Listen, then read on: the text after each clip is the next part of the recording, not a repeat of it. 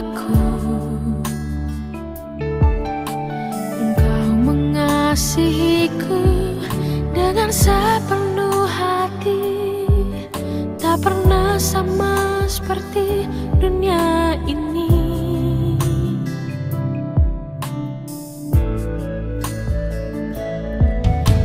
Engkau Bapa yang mengajariku melewati badai langit biru. Kau yang buatku terbang bagaikan raja wali, mengatasi segala pencobaan.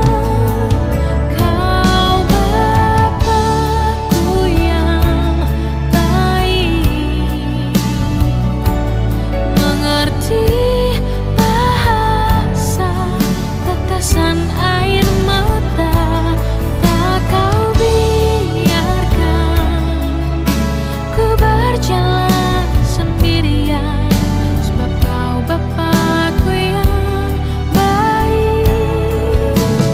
Kau Bapakku yang baik,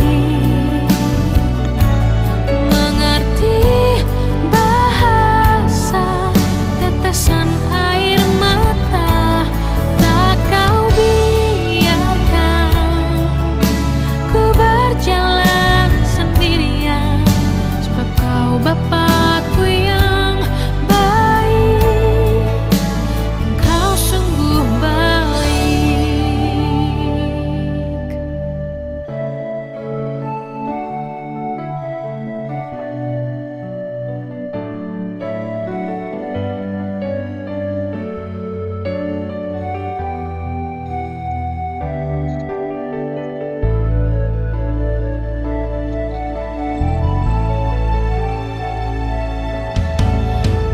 Bapa yang mengajariku melewati badai langit biru. Kau yang buatku terbang bagaikan raja wali, mengatasi segala pencobaan.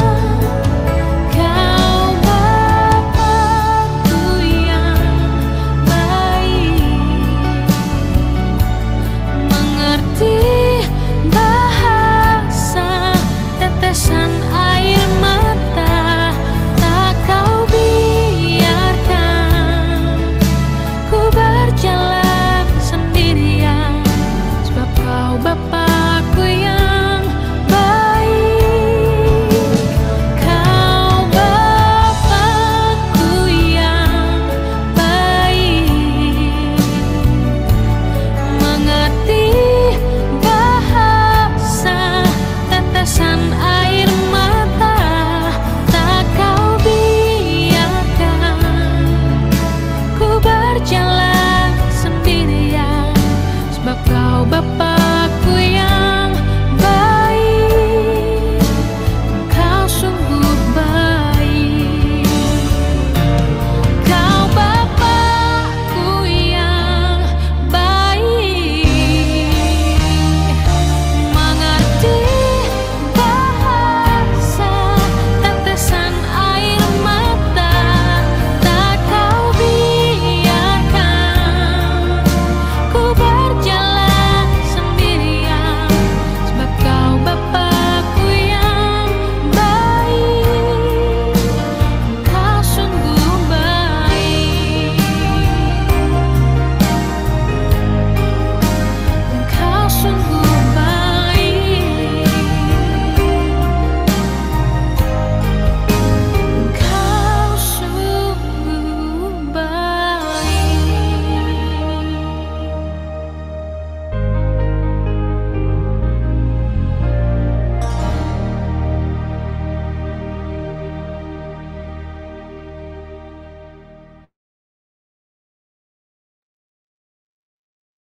Haleluya, puji nama Tuhan. Bersyukur sekali bahwa kita mempunyai Bapa yang sungguh baik dan sangat baik. Amin, saudara. Pada pagi hari ini ada hamba Tuhan yang luar biasa yang Tuhan utus untuk boleh menjadi rema firman Tuhan buat kita pada pagi hari ini, yaitu Ibu Foni Majong. Beliau adalah pembina rohani dari Lapas Nusa Kambangan. Saudara, tentunya ada hal-hal yang bisa kita terima pada pagi hari ini, dan tentunya ada kesaksian yang luar biasa yang menguatkan iman kita. Amin, saudara. Tidak berlama-lama lagi, kami persilakan kepada Ibu Foni. Haleluya. Silakan Ibu. Masih di ya, silakan. Pertama-tama saya mengucapkan banyak terima kasih atas kepercayaan yang diberikan kepada saya, bahwa ini sebuah satu kehormatan ya.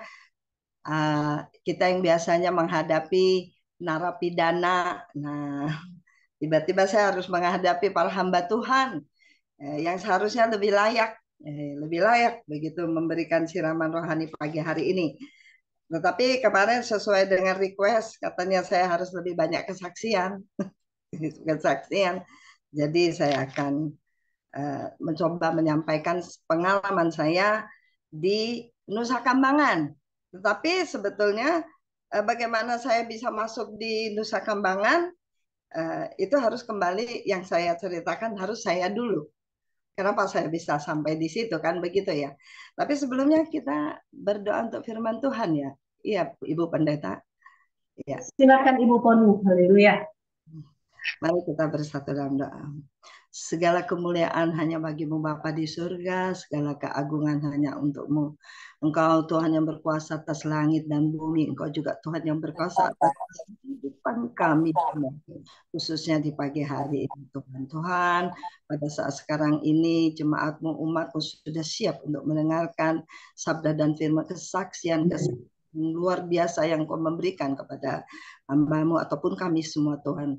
Pada saat sekarang ini Engkau pakai mulut hamba untuk menyampaikan segala pesan bagi kami semua di sini. Mohon kuduskan dan sucikanlah bibir dan mulut hamba-Mu, apapun yang keluar dari bibir dan mulut hamba-Mu semua datang daripada Engkau Yesus. Di dalam nama Tuhan Yesus Kristus hamba sudah berdoa. Haleluya. Amin. Ya. Saya Foni Wahyu. Saya sudah kasih gambaran sedikit bahwa selain saya di Kambangan, lebih banyak setiap minggu saya banyak melayani di gereja-gereja ya, di gereja-gereja setiap hari Minggu. Tetapi latar belakang saya adalah Protestan. Kenapa saya bisa sampai di Nusa Kambangan begitu? Kenapa saya bisa sampai di Nusa Kambangan? Ya Tuhan izinkan seperti para napi begitu ya. Kalau para napi dia terikat dengan kesalahan, ya saya nggak bilang dosa ya, karena dosa itu urusan Tuhan. Tetapi dengan satu kesalahan yang dia lakukan. Nah kalau saya terikat karena apa ya? Karena saya diizinkan merasakan yang namanya sakit kanker gitu ya. Kanker stadium akhir, stadium tinggi di 2010. Nah, sebetulnya saya melayani Nusa Kambangan itu sebenarnya sudah lama dari sejak tahun 1990. Tetapi waktu itu saya berpikiran saya sebagai Marta saja.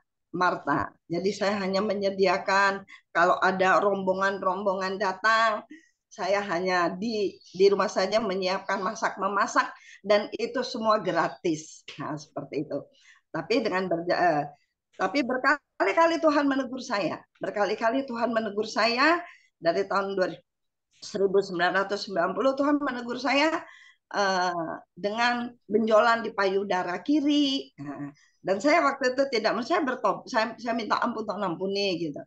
Tapi saya juga tetap tidak melayani. Jadi saya Marta saja. Saya Marta. Karena waktu itu hobi saya senang masak dan waktu itu banyak ya hamba Tuhan yang masuk begitu. Dan akhirnya saya kena lagi kanan. Tetapi itu semua hilang semua dengan doa. Memang yang sebelah kanan saya waktu itu didoakan oleh John Hartman hanya lewat telepon. Jam 2 didoakan, jam 9 bersih. yang seharusnya saya besok pagi itu operasi karena itu sudah 8 sendi, itu yang kedua. Dan akhirnya yang ketiga itu yang saya langsung berbalik di 2010. Tuhan izinkan saya kanker serviks begitu. Nah, di dalam saya bertarung atau pertarungan saya ya untuk melawan kanker, saya memperoleh kekuatan itu di Nusa Kambangan.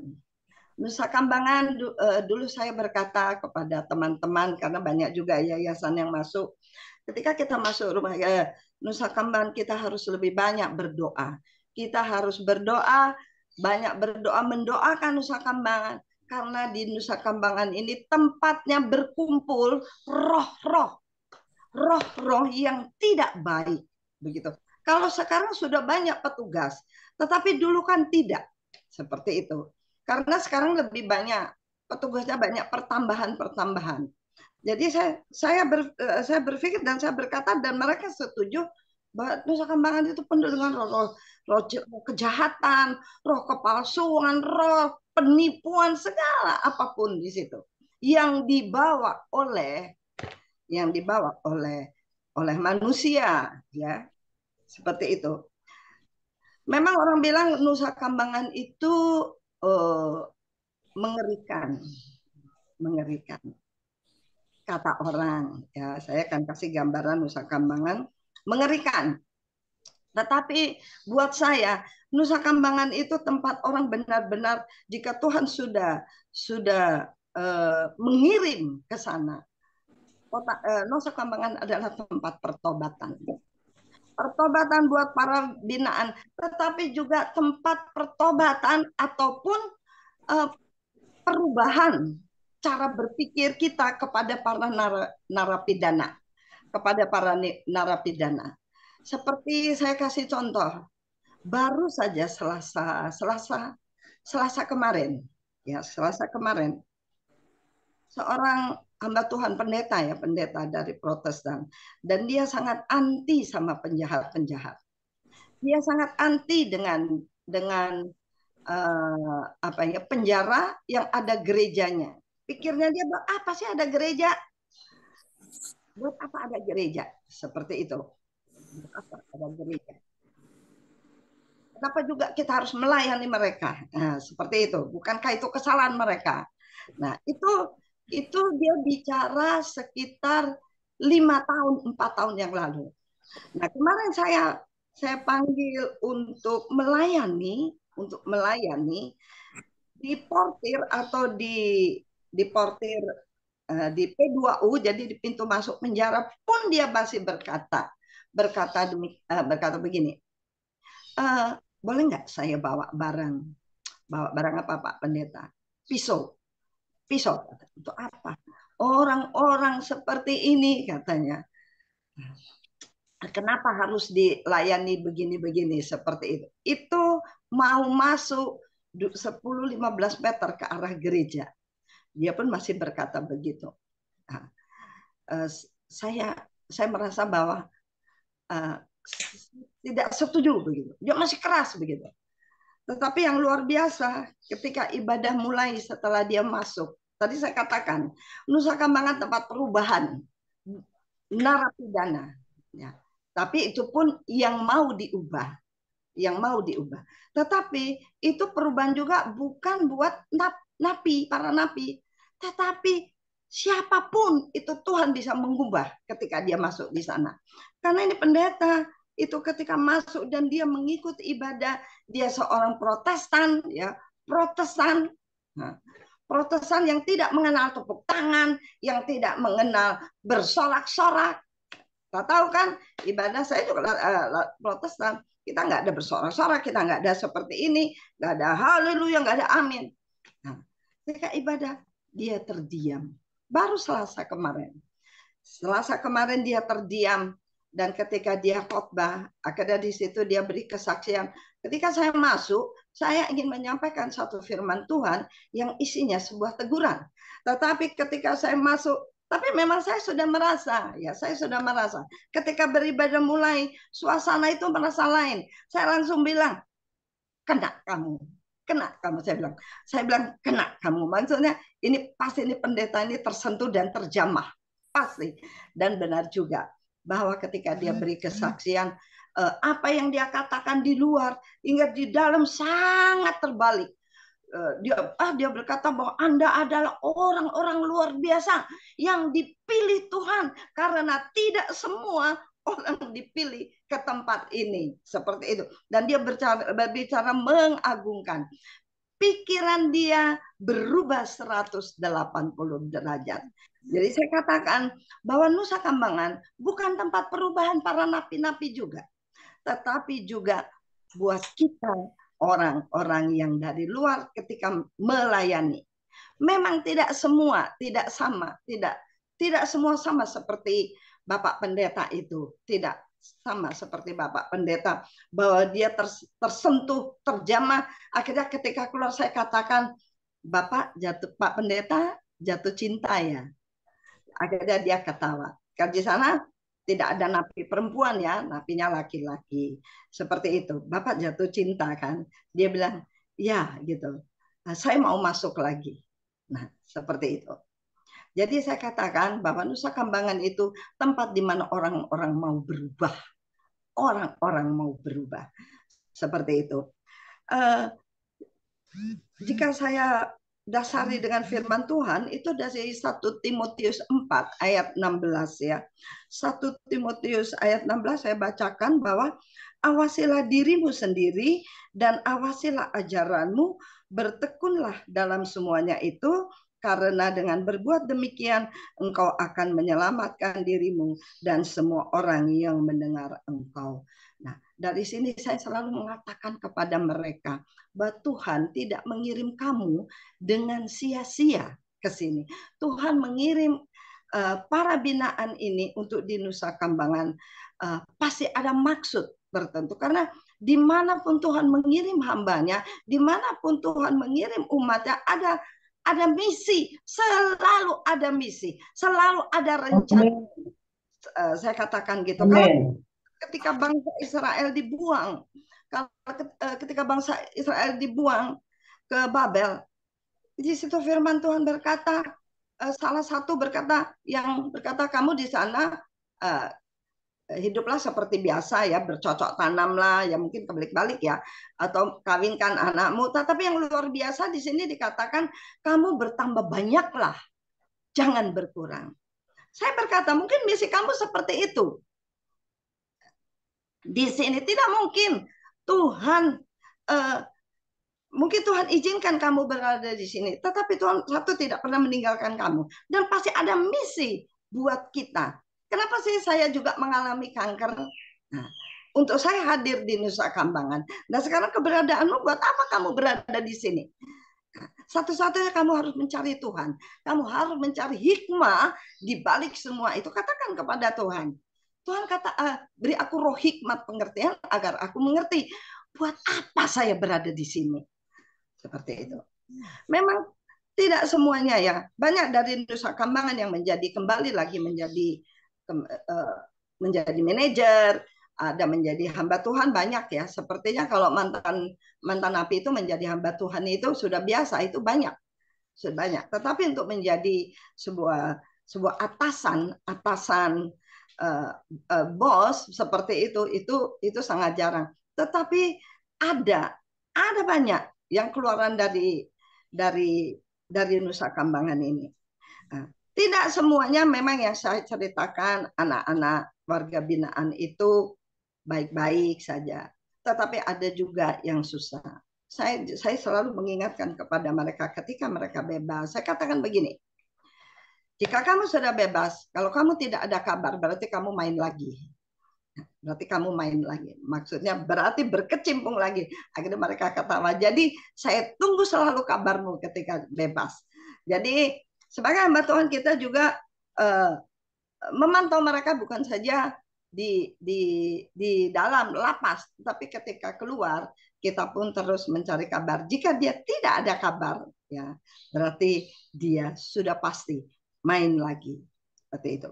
Nah, di Nusa Kambangan sendiri, ya, saya mengalami atau mengalami atau juga melihat ya ketika saya sudah lupa ya tahun berapa ketika eksekusi, saya sudah lupa dan berapa orang yang dieksekusi karena sudah begitu banyaknya dan sudah begitu lamanya itu saya juga sudah lupa begitu ya. Tetapi saya yang namanya mengalami, membimbing, ada yang membimbing mereka atau saya melihat bimbingan dari pendeta lain yang saya lihat yang selamat ya, seperti Jane yang orang Filipina ya kalau nggak salah Jane. Ketika dia mau dieksekusi itu luar biasa. Luar biasanya begini, ketika dia sudah diisolasi dan dia diambil jam 12 kurang 10, dibawa ke tempat eksekusi, sudah tempat dia. Nah, ketika mengambil dia tidak tahu apa sih rencana Tuhan di depan, dia tidak tahu. Tetapi ketika itu Jenny itu sempat berontak. Dia sempat berontak, dia sempat berteriak-teriak ketika dikeluarkan dari kamar. Padahal waktu itu ada 10 orang saling menguatkan. Harus kuat seperti you harus kuat gitu. Banyak juga orang-orang Niger seperti itu. Nah, yang luar biasa yang saya saksikan di Jane ketika dia sampai dieksekusi, dia turun dari mobil, dia turun dari mobil dan mau dibawa dieksekusi, kejaksaan sudah menunggu. Nah, itu yang benar. Kejaksaan sudah menunggu dan dengan membawa surat, membawa Jane pulang. Itulah yang dikatakan bahwa Jane yang tidak jadi dieksekusi. Jalannya itu seperti itu. Jadi dia sudah sampai di situ dan langsung diambil oleh kejaksaan dan dibawa. Ada lagi yang namanya Pak Oki, itu trio Batam. Jadi dari Batam itu mengirimkan yang mau dieksekusi 3. Yang dieksekusi 3 seperti itu. Waktu itu saya tidak hadir ya. Cuma kita memantau terus. Yang hadir itu sebagai pembimbing itu kan pilihan dari petugas begitu. Nah, pas Pak Oki itu ketika dia sudah masuk sudah diisolasi 3 hari dan seharusnya dia masuk dalam eksekusi. Nah, ternyata waktu mau dieksekusi dia tidak diambil dari isolasi. Maka dia banyak mengucap syukur dan dia selalu memberikan kesaksian Tuhan itu luar biasa. Tetapi ketika dia tidak jadi dieksekusi, karena saya tahu jam-jam eksekusi dan selesai, saya tanya begini, waktu itu Pak Oki belum ada malam jam 1 jam malam saya dikasih tahu Pak dia tidak gitu ya. Besok paginya saya tanya, Pak Oki tidak jadi dieksekusi, saya tanya ke kamarnya. Itu waktu itu HP masih boleh ya. HP itu masih boleh. Nah, saya tanya, dikembalikan ke kamar, dikembalikan di sel jam berapa? Dikembalikan di sel. Terus dibilang katanya jam 7, setengah 8 dari kamar isolasi di lapas besi, terus dikembalikan ke lapas Batu seperti itu. Saya tanya begitu, Bapak Ibu bisa membayangkan ya, Bapak Ibu bisa membayangkan jika ia dikembalikan malam itu juga. Jika ia dikembalikan malam itu juga ke sel dengan pakaian jubah putih dengan ada tanda bulat sini, tanda apa yang untuk ditembak kan harus pakai baju putih dan di dada kiri ini ada bundaran begini, ini adalah sasaran untuk ditembak. Nah, seperti itu. Nah, saya membayangkan dan saya tertawa. Loh, nanti Pak Oke itu dikembalikan ke selnya jam berapa? Jam 7 Mami gitu. Oh ya sudah, puji Tuhan. Saya kira malam itu juga dikembalikan malam itu. Kalau dikembalikan malam itu kan satu selmu bisa lari semua karena dikiranya kau setannya datang gitu, seperti itu. Akhirnya akhirnya ya pada ketawa, jadi ya ketawa sukacita dan saya bisa tertawa karena saya membayangkan kalau dia pulang dengan jubah seperti itu masuk ke sel. Nah, seperti itu. Sekarang Nusa Kambangan ya, tadi saya katakan bahwa dulu masih mudah eh, apa pegang HP, kita bisa masuk 10 orang, 2 lapas kita bisa masuk 20 orang. Kalau sekarang tidak bisa. Kalau kemarin itu memang lembaga pemasyarakatan. Jadi lembaga tempat manusia itu dimasyarakatkan kembali gitu ya.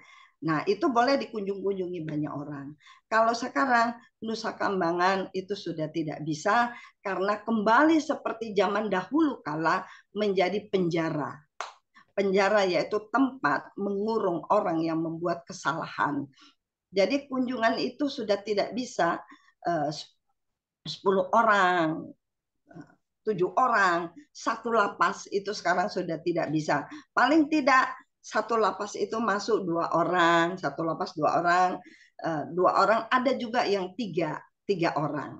Jadi penjara Nusa Kambangan itu sekarang berubah, tidak seperti dulu lagi. Nah, kepada mereka saya selalu katakan, ya, ketika Tuhan izinkan mereka masuk ya di tempat ini, apa sih maksud Tuhan? Seharusnya itulah yang kita pertanyakan, itulah yang mereka harus pertanyakan, apa maksud Tuhan di balik semua ini? Begitu. Saya bilang, cobalah kamu belajar. Ini mungkin Tuhan memberi waktumu sekarang untuk mengenal Tuhan. Inilah waktumu sekarang untuk berhubungan dengan Tuhan, seperti itu. Seperti itu. Jika kita baca di 1 Timotius 6, jika kita mau memulai segala sesuatu, ya, jika kita mau diri kita kembali baik, saya katakan kepada mereka, jika kita ingin berubah, itu dimulai dari diri sendiri. Dimulai dari diri sendiri. 1000 pendeta satu hari pun tidak akan bisa mengubah kamu jika kamu tidak membuka diri kamu, tidak mempercayakan diri kamu kepada Tuhan yang kamu sembah. 1000 pendeta pun tidak akan dapat mengubah kamu. Jika kamu tidak mempercayakan hidup kamu bukan kepada hamba Tuhan, tetapi kepada Tuhan, kepada Yesus Kristus. Ketika kamu mempercayakan, Tuhanlah yang akan memakai kita untuk membimbing kamu, saya bilang. Dan itu semua dimulai dari diri sendiri. Saya memberi ilustrasi kepada mereka ataupun kepada kita, yaitu ketika kita naik pesawat,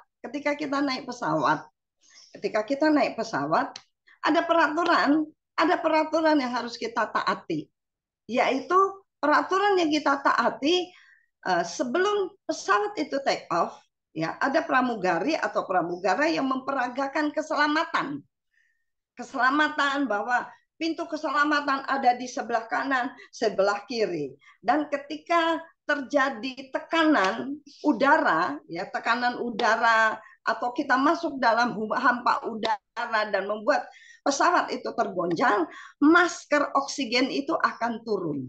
Ya, seperti itu ya, yang itu. Masker oksigen itu akan turun.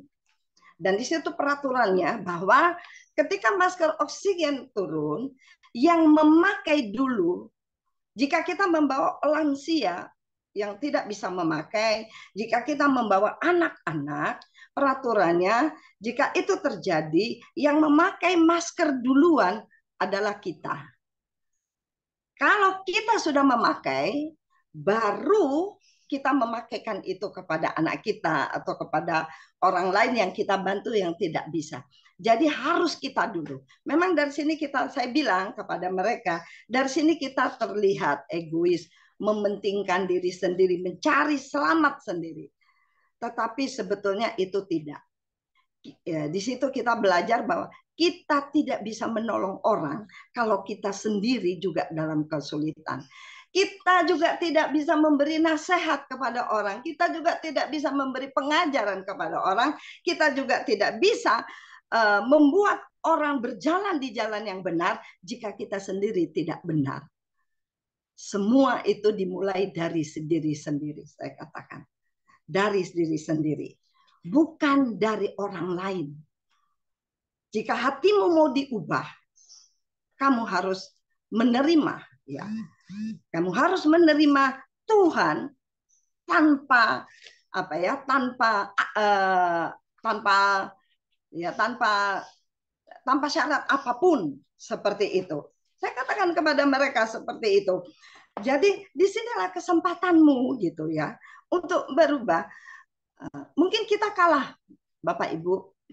Saya percaya bahwa kita kalah dalam ibadah dengan mereka. Kita ibadah di sini 1 minggu 2 kali, 3 kali ya, mungkin komsel dan ibadah hari Minggu. Kalau yang hamba Tuhan ya mungkin bisa berapa kali dia harus mimpin di sini, di sini. Tetapi kalau para nabi, dia ibadahnya 1 minggu bisa 4-5 kali. 4-5 kali dari Senin, Selasa, Rabu, Kamis dan Minggu. Atau kalau ada tamu Sabtu. Kalau toh sekarang sudah tidak sebebas zaman dulu, itu masih bisa dilakukan Zoom, masih bisa dilakukan Zoom. Nah, jadi saya katakan, jadi cari hikmah di balik itu. Kamu mungkin dulu belum tentu kamu masuk gereja 1 bulan sekali atau 1 minggu sekali, tetapi sekarang Tuhan izinkan kamu dalam 1 minggu bisa 4-5 kali, dan itu mereka lakukan. Mereka lakukan tidak pandang siapa pembicara, siapa. Jadi ada kerinduan dari mereka, ada kerinduan dari mereka. Jadi saya katakan Bahwa Nusa Kambangan tadi memang untuk mengubah orang yang mau diubah. Tetapi juga Nusa Kambangan juga bisa mengubah pendeta, hamba-hamba Tuhan sekalipun. Memang ada hamba Tuhan juga yang jatuh. Ya, Nusa Kambangan ini tadi pertama saya katakan bahwa di Nusa Kambangan itu juga ada roh perseteruan, juga ada roh ya segala roh yang bukan datang daripada Tuhan itu ada. Saya katakan juga di Nusa Kambangan juga ada juga hamba Tuhan yang jatuh karena uang gitu ya. Karena uang jadi napi gitu, para warga binaan ini kalau dapat kiriman seperti itu.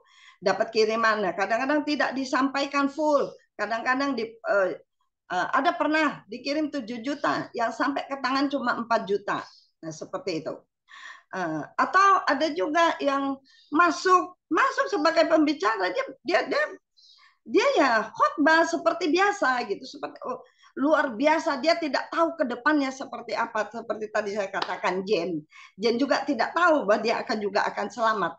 Nah, ada hamba Tuhan juga dia tidak tahu, dia habis khotbah di lapas besi dan saya yang antar. Dan dia berkhotbah, dia benar, dan dia tidak punya niat apapun. Tapi ketika dari situ langsung melayani di lapas narkotika, tiba-tiba di situ dia jatuh. Dia jatuh bukan jatuh fisik, dia jatuh cinta. Dia jatuh cinta kepada para binaan.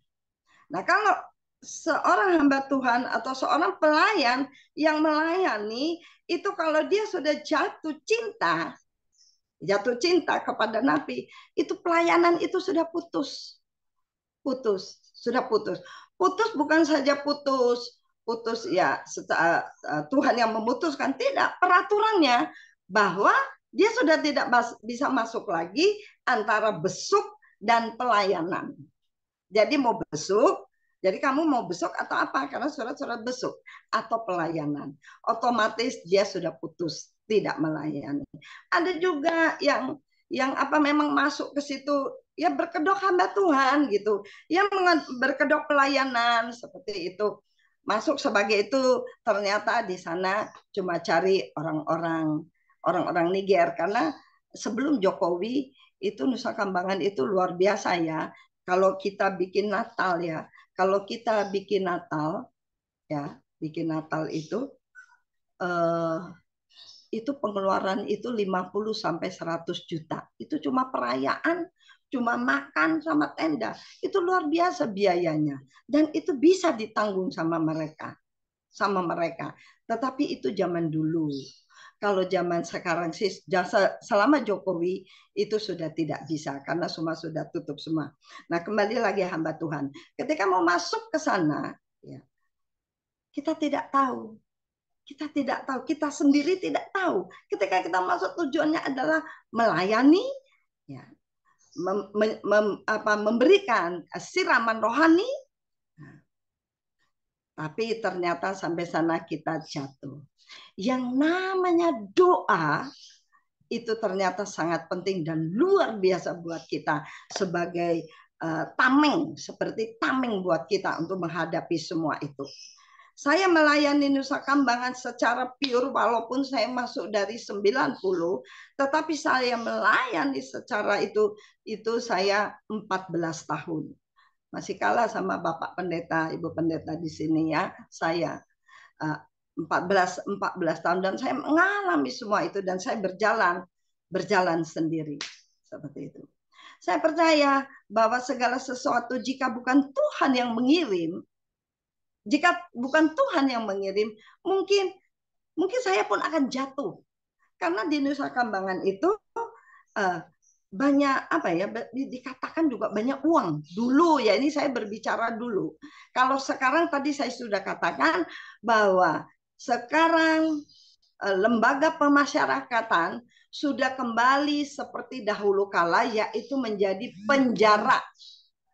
Jadi tidak memasyarakatkan mereka, tetapi menghukum orang yang melakukan kesalahan. Seperti itu. Jadi kita nggak ada kunjung-kunjung. Malah ada ya yang tidak dilayani, tidak ada ibadah. Jadi kayak lapas Batu itu high risk, atau di Karanganyar juga high risk. Kalau nggak salah, kalau di Jakarta itu Bogor apa Jakarta ya, Sindur ya, Gunung Sindur itu high risk. Tapi saya tidak tahu. Tetapi kalau di Nusa Kambangan yang high risk itu tidak ada pelayanan rohani. Mau Kristen, mau Buddha, mau Islam itu tidak ada. Mereka tidak dapat. Mereka akan dapat kalau ada konseling. Jadi kalau mereka membutuhkan konseling, itu nanti bicara sama petugas, baru dikirimkan. Itu pun orang-orang tertentu saja. Bisa romo, pastor, ya, karena pastor juga banyak membantu. Kalau Katolik di sana, pastor banyak membantu orang-orang di desa-desa Nusa Kambangan seperti itu untuk mereka supaya bercocok tanam. Jadi menggunakan tanah yang kosong-kosong itu digarap oleh penduduk-penduduk di luar Nusa Kambangan seperti itu. Dan di dalam Nusa Kambangan sendiri asal muasal juga memang ini sekali ya untuk mengubah mereka ya. Untuk itu saya juga bilang sangat susah jika memang bukan Tuhan yang mengubah mereka. Karena mereka itu sangat luar biasa. Untung aja HP itu ya, untung aja HP sekarang dilarang. Kalau tidak, anak-anak itu bukannya menyebar firman Tuhan, mereka itu lebih senang menyebar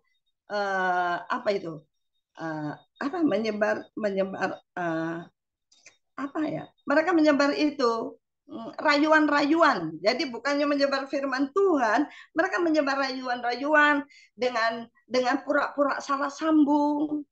Dengan pura-pura salah sambung. Nanti kalau sudah pura-pura salah sambung, jadi hati-hati saja kalau ada yang salah-salah sambung, terus minta ngobrol-ngobrol lama-lama. Nah, itu kadang-kadang itu modusnya para mereka begitu ya.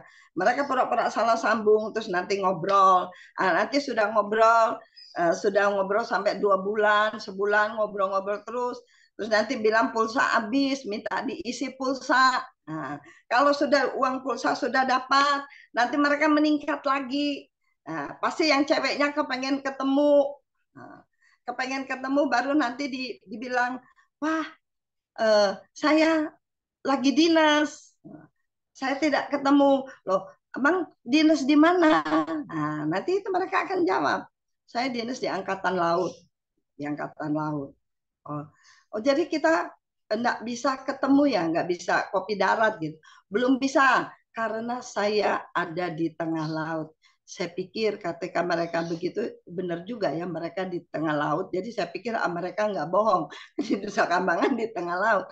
Cuma terus yang begini mereka suka. Ini maksudnya saya cerita ini sebuah info, hati-hati kalau ada apa telepon-telepon salah sambung terus ajak kemana-mana karena itu modus mereka seperti itu.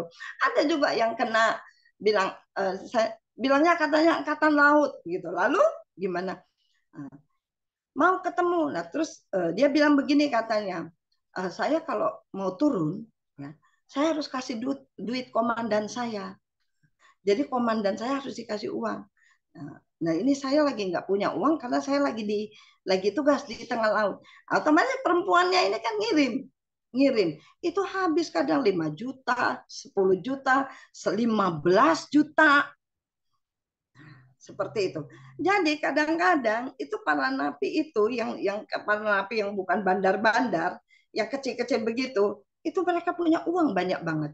Itu di Bantal itu bisa dapat 100 juta. Ya itu cuma lewat WA, lewat janji-janji palsu seperti itu. Nah, Bapak Ibu jemaat Tuhan, itu yang kita hadapi. Yang kita hadapi anak-anak binaan ya. Itu cara mereka itu terkadang tidak berubah. Tetapi jika Tuhan kehendaki mereka berubah, mereka berbuah, ya mereka berbuah, mereka jadi hamba Tuhan, mereka jadi ketua yayasan. Yayasan ini sudah pensiun ya, kemarin baru pensiun berapa bulan, 5 bulan menjadi ketua yayasan penuai Indonesia.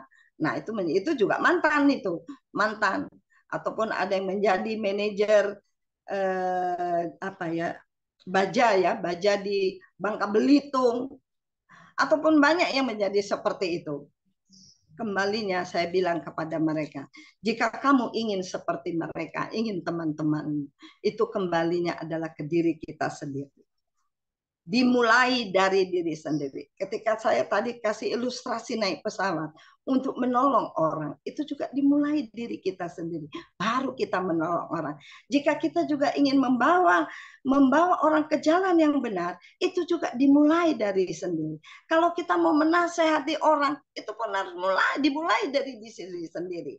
Saya katakan kepada, nggak mungkin kamu menegur temanmu, nggak mungkin kamu menasehati temanmu, karena kalau kamu tidak benar, nasihat teguran itu akan berbalik kepada kita. Lu aja belum benar kok. Kamu aja belum benar, masa kamu nasihatin saya? Nah, seperti itu. Nah, kita juga semua sebetulnya sama, mau yang di dalam, mau di luar, ya. Untuk melayani orang, untuk melayani jemaat Tuhan, ya, untuk membawa mereka, kita harus benar dulu. Kita harus benar, dan benar itu bukan di depan saja. Benar itu bukan bukan seperti uang koin itu beda-beda, depan beda, belakang beda. Saya bilang begitu, bahwa kita harus benar dulu. Jangan sampai teguran kita itu berbalik kepada kita. Kehidupan kita, perilaku kita, itu banyak saksi yang melihat.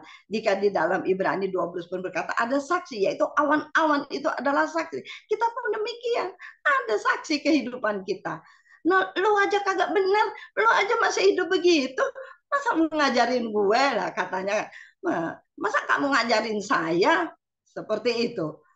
Nah, jadi kembali lagi, semua itu dimulai dari diri sendiri. Kita tidak bisa mengajarin orang, ya. Tidak bisa mengajarin orang jika kita tidak benar. Kita contoh Daud. Di Mazmur 103.